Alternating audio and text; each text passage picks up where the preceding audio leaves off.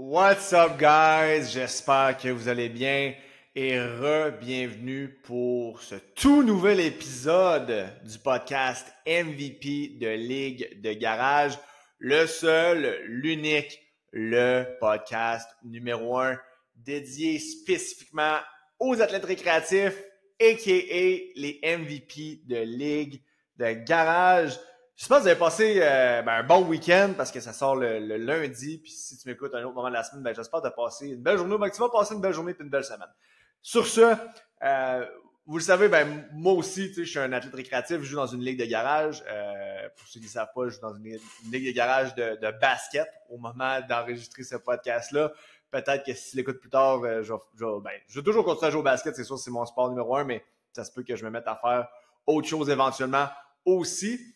Mais ceci étant dit, un avant qu'on voit souvent, peu importe le sport que tu joues, au basket, au soccer, au flag, au deck, ou que tu joues dans une ligue de hockey sur glace, une affaire qu'on va voir souvent, qui est courante pour les athlètes récréatifs, dans nos âges, que ce soit dans la vingtaine, la trentaine, la quarantaine et plus encore, parce que je veux pas avec ce qu'on fait comme travail, avec les gens qu'on coach, ce qu'on fait avec le podcast, ce qu'on fait sur les réseaux sociaux, plus ça va aller, plus il va y avoir des athlètes récréatifs qui vont pouvoir jouer dans leur quarantaine, dans leur cinquantaine. Puis, en tout cas, moi, c'est mon objectif de pouvoir jouer le plus longtemps possible, ne serait-ce que d'être le fatigant à 60 ans qui joue encore dans sa ligue.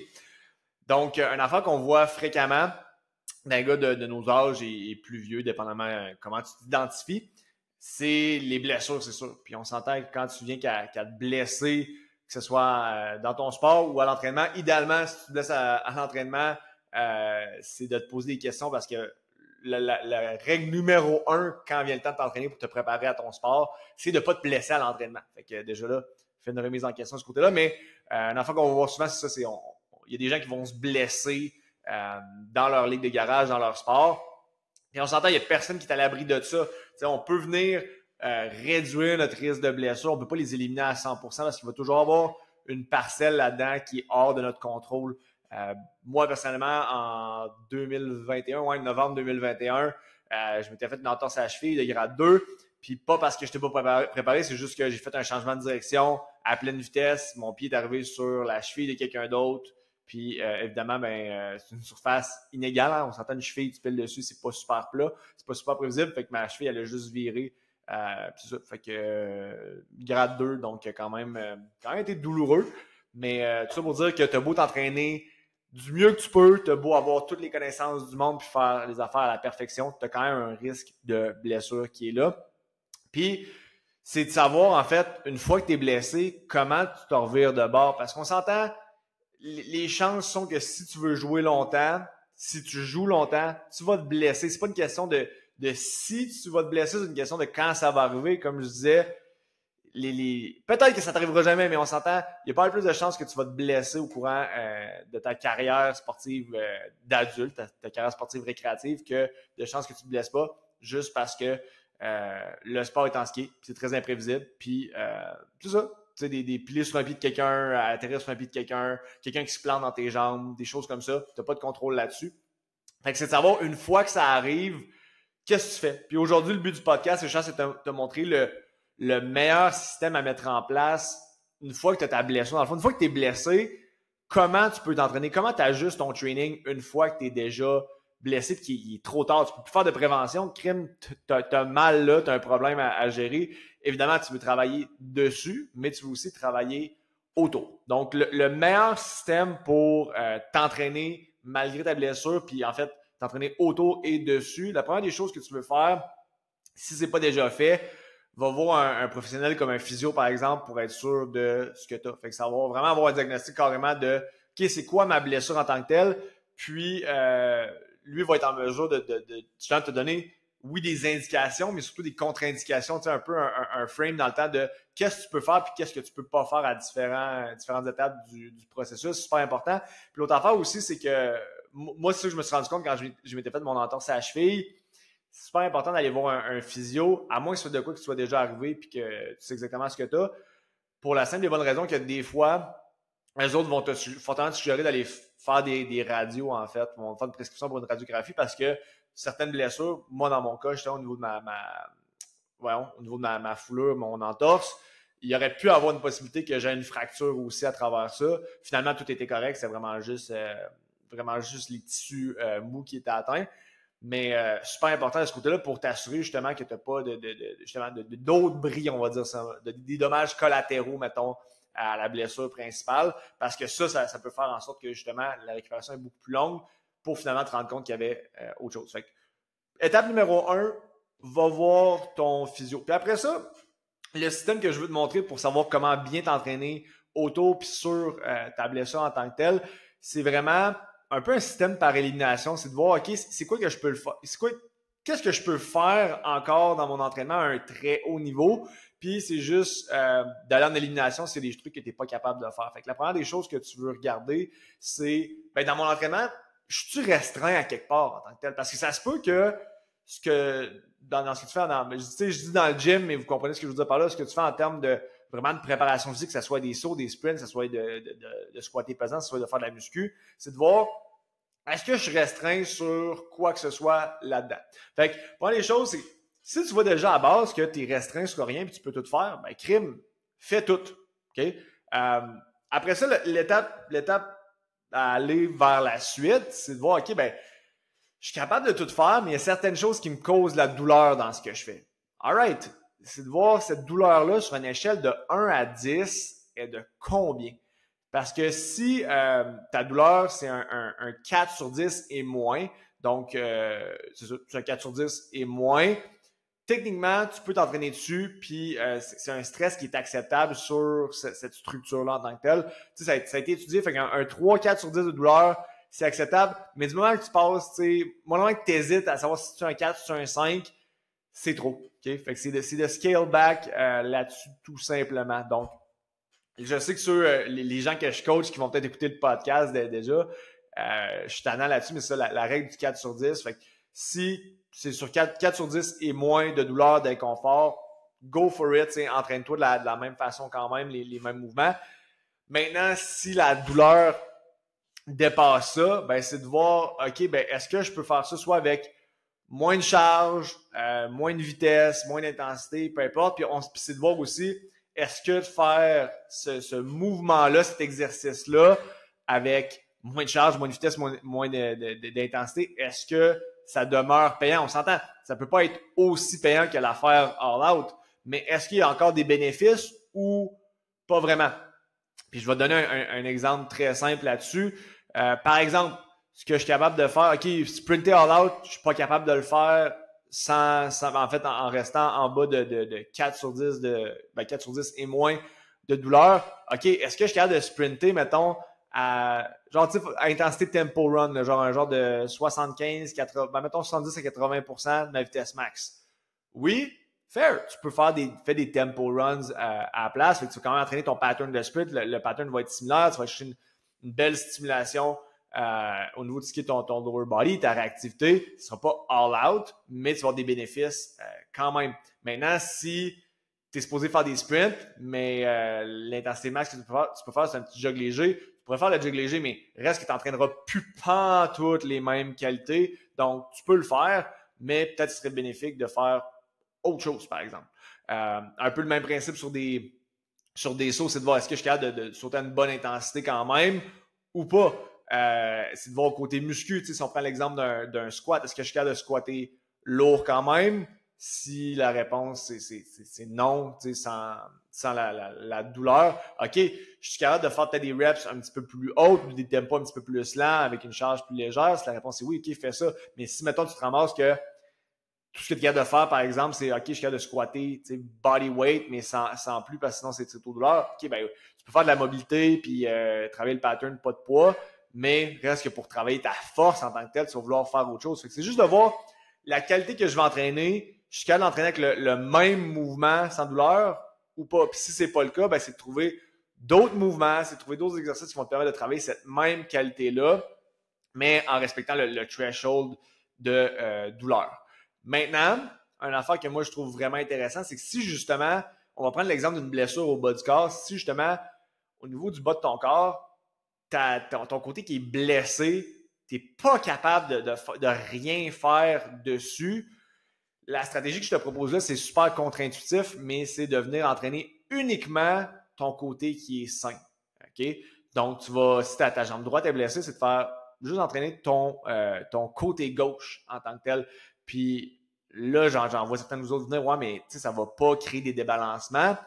En fait, tu risques fortement plus de créer des plus gros débalancements si tu fais rien pantoute, parce que reste que tu vas moins te porter sur ta jambe, par exemple, qui est blessée que celle qui ne l'est pas.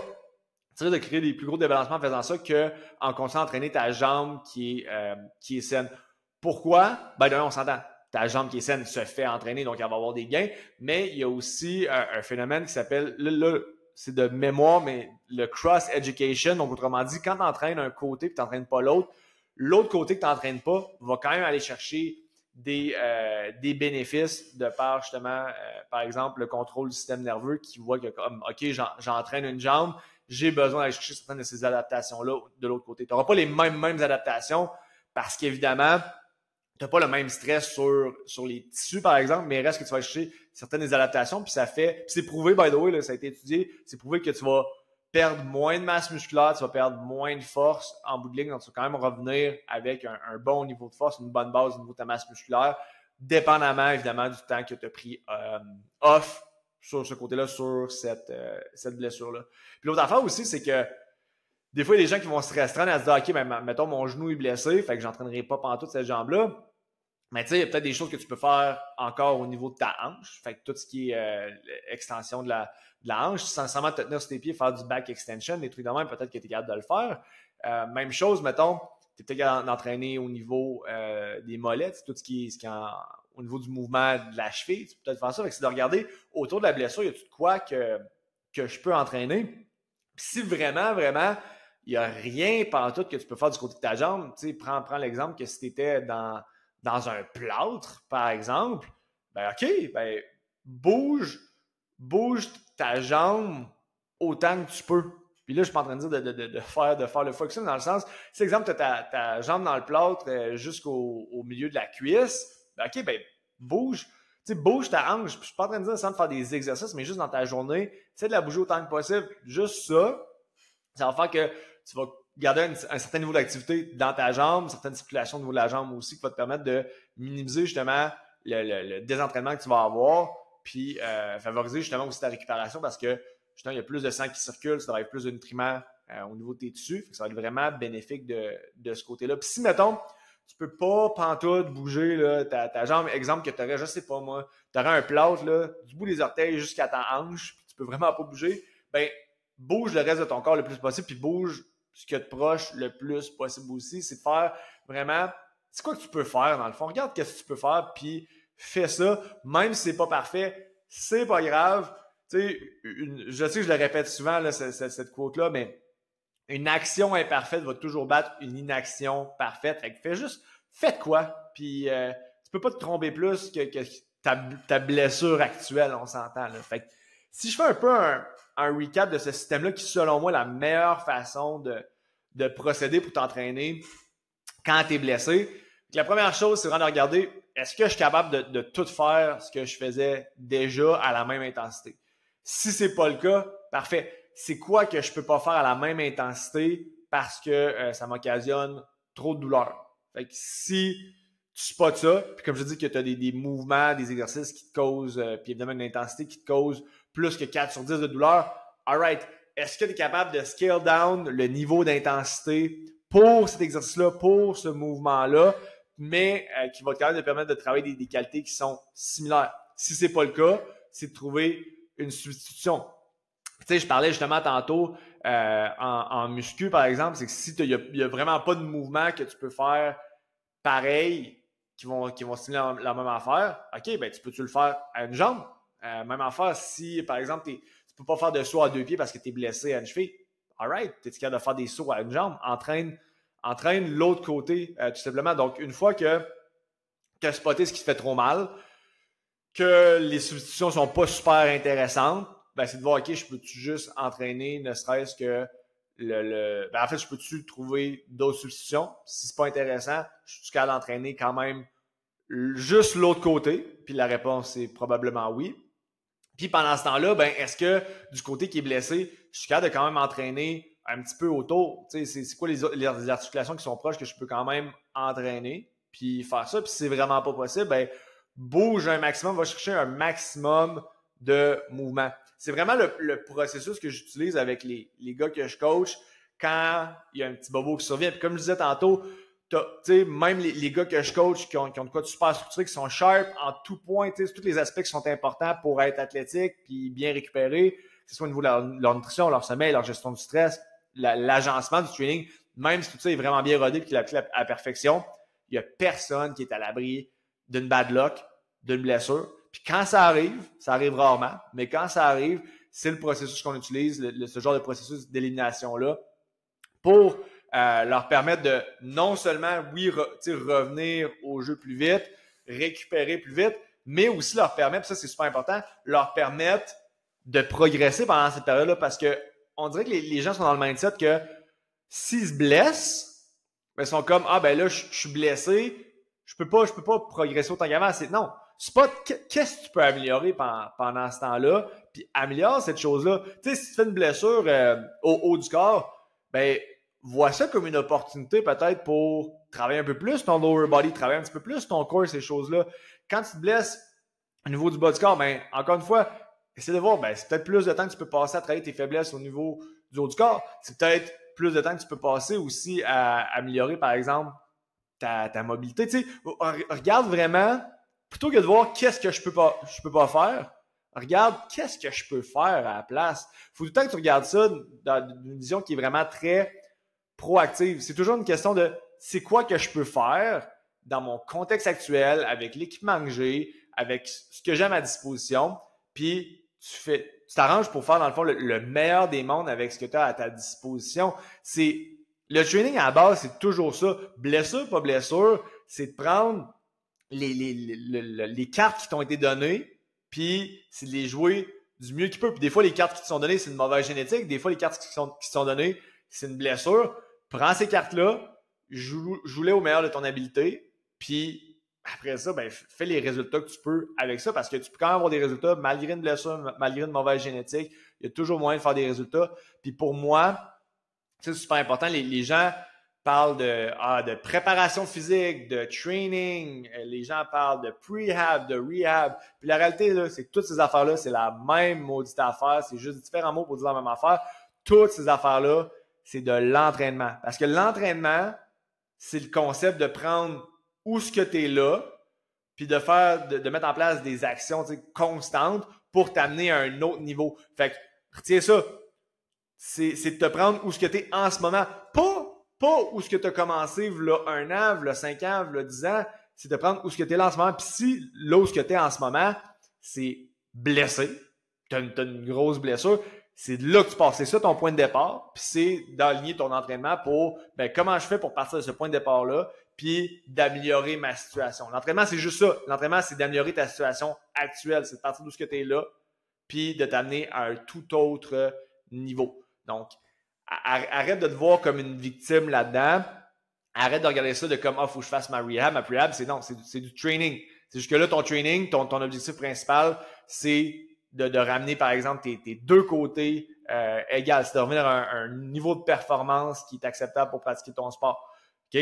Fait que, laisse faire prehab, rehab, etc. C'est tout du training. C'est tout des affaires qui te permettent de passer du point A au point B, puis après ça, du point B au point C.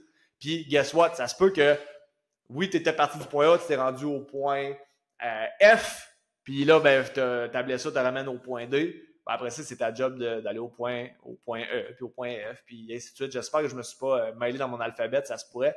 Mais regarde, c'est des choses qui arrivent. Donc, j'espère que ça a été pratique. J'espère que c'est assez concret, que vous allez avoir des pistes d'action vraiment concrètes. Puis, ayez pas peur de revenir sur ce podcast-là. Si justement, en fait, si justement tu as une blessure dans le futur, je ne t'ai pas pour revenir à ce podcast-là, parce qu'honnêtement, ces concepts-là, je dis pas que je changerai jamais d'idée, mais c'est des concepts qui sont quand même assez, c'est des philosophies quand même assez générales. Fait que, honnêtement, je pense que c'est de quoi qui va être bon encore pendant longtemps. C'est une belle façon de voir les choses. Donc, si jamais tu te blesses, reviens à ce podcast-là, prends le temps de l'écouter, de prendre des notes. Si tu n'es pas blessé en ce moment, mais je pense que ça permet juste de semer une graine pour si jamais ça t'arrive, puis je te souhaite que ça t'arrive pas, mais si jamais ça t'arrive, ben, au moins, tu sais exactement vers où puis vers quoi te tourner pour justement avoir une récupération qui est rapide. Puis tu sais, en ce moment, on s'entend, tu consommes ce contenu-là, puis je sais que j'en parle souvent, de l'importance de comme prendre l'information puis de l'appliquer sur le champ. Ben là, c'est le genre de podcast que je te souhaite de ne pas pouvoir appliquer cette information-là sur le champ, mais tu sais, sûrement autour de toi, tu vas avoir des gens qui vont se blesser, fait que ça va peut-être te permettre aussi de mieux les guider, que ce soit à travers ces conseils-là, que ce soit de tout simplement les rediriger vers le podcast pour qu'eux autres puissent profiter dans ce moment-là de cette information-là. Donc, j'espère que tu es venu chercher de la valeur, même si c'est plus de façon, on va dire, préventive, parce que, comme je te dis, je te souhaite que tu n'en aies pas besoin tout de suite. Fait que de cette façon-là, je me répète, mais j'espère que ça a été utile. Partage ça avec, si tu as un de tes chums ou un de tes coéquipiers qui est blessé, partage ça avec lui. Sinon, laisse ton 5 étoiles sur le podcast. Vous savez, ça fait toute la différence. Et finalement, là-dessus, je vous souhaite de passer, dépendamment du moment où tu écoutes ça, soit une belle semaine, un bon week-end, une belle journée, bref, une belle vie jusqu'au au prochain podcast. Donc là-dessus, guys, on se retrouve dans le prochain épisode et je vous dis à la prochaine. Ciao!